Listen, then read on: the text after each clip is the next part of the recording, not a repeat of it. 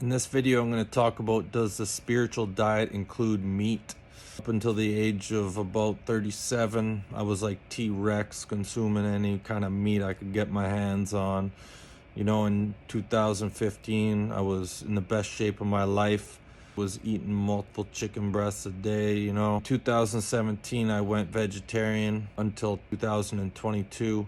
Went back to eating meat for X amount of months, and just in the past I've gone back to a vegetarian diet, and I've noticed how my temperament has calmed down greatly.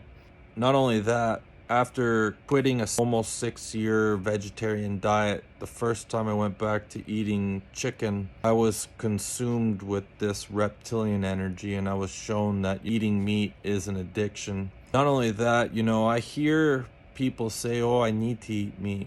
Okay, so when I hear that you need to eat meat, that means that there's something in meat that can't be found anywhere else, right? So I Googled it and I was like, what is found in meat that's not found anywhere else? It said vitamin D you can only get from meat. Well, that's not true. Have you ever gone out in the sun?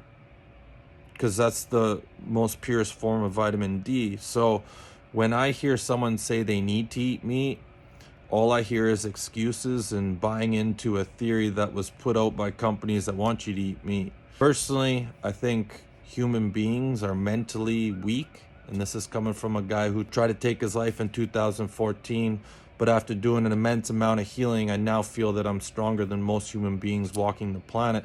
So when I look at human beings, I see that they're extremely mentally weak. They have, you know, very limited control over the food they put in their mouth.